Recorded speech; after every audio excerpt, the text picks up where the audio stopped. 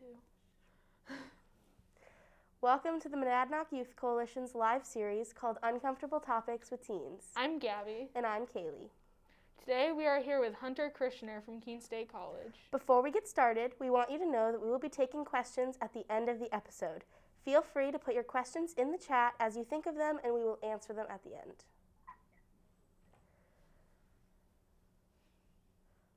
Hunter, can you introduce yourself for our audience?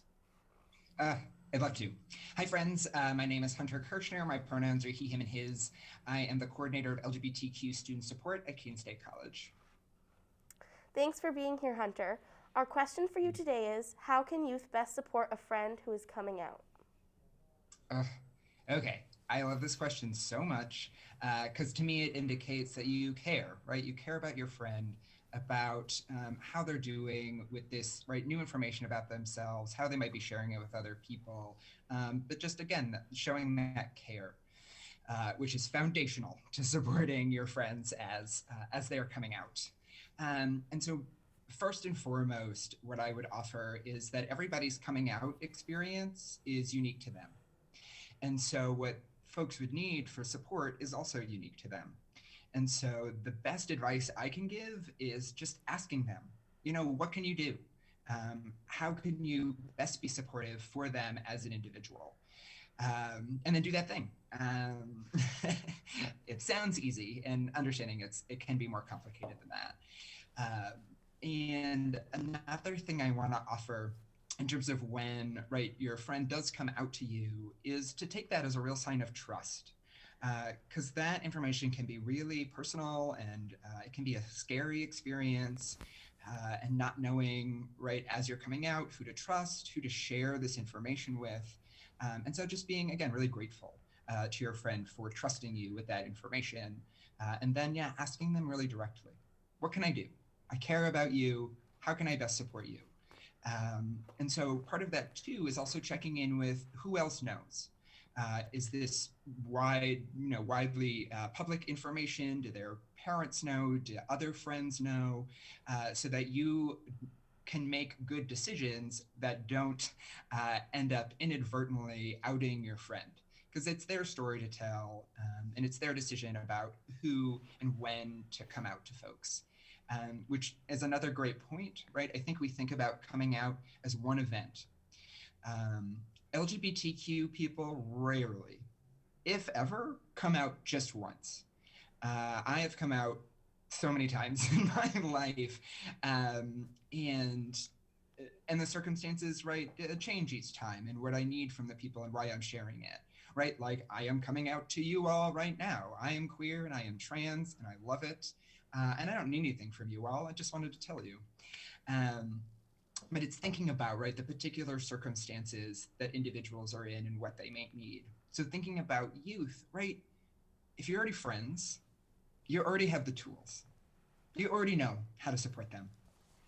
And so it's just showing up. It's being curious and caring, and being, right, interested in this new information that they're sharing with you. And then just go from there. I a little bit wish there was a magic formula that I could say, just do these things and you will be perfect. That is very rarely how life works. So much of what we learn is through our experience and what we find works and doesn't work. So while it might be scary of not being certain about how to support a friend, the best thing you can do, in my opinion, is try. For me, trying always went really far. Because again, that shows me that the other person cares enough to at least make themselves uncomfortable and take the risk to try. I think those are some thoughts I have about how youth can support their friends as they come out.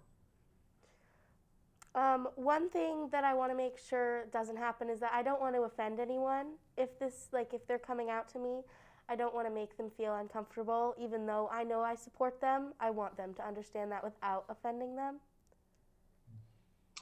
I think that's so beautiful, Kaylee. And I love that, right? Because again, right, it's really demonstrating that you care and you don't want to cause harm to your friend. Beautiful. Unfortunately, you still might, even though you don't want to and you're not trying to. We do that all the time, right? We inadvertently hurt our friends' feelings, or we say the wrong thing, or we say something with one intention and it's heard in a different way, or it lands in a different way. And so I think something good to remember is that we're human and we make mistakes all the time. People are really messy. And that's okay. That's part of the beauty of being a person in the world. And so reminding ourselves that it's okay. It's okay to make mistakes. It's okay to mess up, as long as we keep trying to learn and do better. Um, yeah, because you're not always gonna get it right. And right, it's listening to your friend and being very upfront, right, to try to say this is what you're trying to do. You're trying not to offend them. You are not sure, right, the language that they use that would best affirm their identity and who they are. And you can ask them those things. And you can say, please, please, please, if there's ever any time that I say something or do something that hurts you, please tell me. Because then I can know and learn from that and do better. And again, right, just to repeat that things that are offensive or harmful to some folks aren't to other folks, right? So the word queer, I think, is a great example of that. It's a really complex word that a lot of people have a lot of different relationships to. It's honestly my favorite word, and it brings up a lot of negative emotions for other folks. And so it's inaccurate and inappropriate to say never use that word, because to me it's the most affirming. um, but to really, right, be responsive to the person that's in front of you, um, and asking what they need and honoring when they ask you to not say or do particular things, and to take responsibility for when you do cause harm, even when you don't mean to, because the harm still happened. um, right? It's thinking about that difference between intent and impact, right? So you are playing catch with your friend, right? Your intention is that you will throw the ball and they will catch it. However, in this particular instance, your friend misses the ball and it slips and breaks their nose. That's terrible. You didn't mean for that to happen. But I would hope that your first instinct is to say, oh my gosh, I'm so sorry, are you okay? Even though you didn't mean to do it. And so similar with our words and our actions in a less kind of physically harmful way is to say, oh, I'm so sorry. I didn't mean to do that. Are you okay? And so then you can take responsibility for what happened, and be able to move forward. Um, yeah, I really wish I could give you, right, again, the advice to say, just never do these things and you will never offend anyone. And that just doesn't exist. But it's good, again, that you're thinking about these things, because that's what's important, is that you're trying to do right by your friends. What are ways that I could avoid like offending someone while like telling them like I accept them, or like I don't know. Like just what are ways that I don't offend them? Again, Gabby, I think it's really hard to do that in a preventative way. I think it's hard to know what those things would be. Um,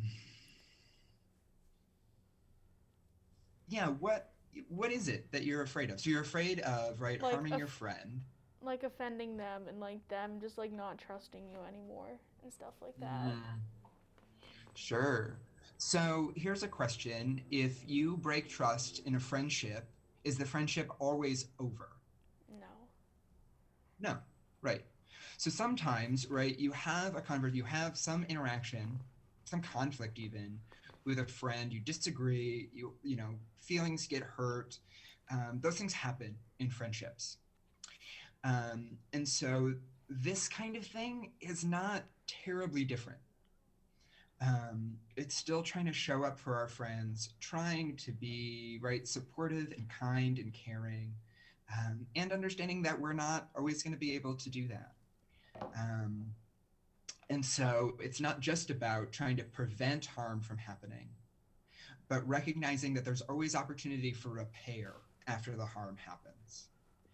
You don't just get one shot, right? You can apologize and try to make amends, try to prove, right, that you're a trusting person to your friend, right? You're really invested in the relationship. And that's it, right? That's part of the work. That's what makes a lot of this stuff so challenging, is that it takes a lot of intentional effort and and love, really, for one another.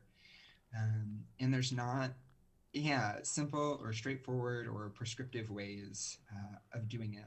You just do it. I don't know. So again, I love that this is where your minds are at in trying not to be harmful, because I think it's beautiful. Please do that. Please try not to hurt your friends, and you might, and it's okay, right? As long as you're not trying to hurt your friends, which again, it doesn't sound like you are. Now we're gonna check the chat for questions from our audience. Great. There are no questions, so that will bring us to the end of today's live.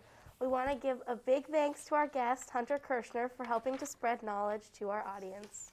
Remember that we are always looking for more questions to ask experts. We have a link in our bio where you can submit an anonymous question that we will answer in one of our lives. Remember to tune in next week where we will ask Kristen Landau the question, what is teen mental health first aid? Thank you for watching. Bye. Bye.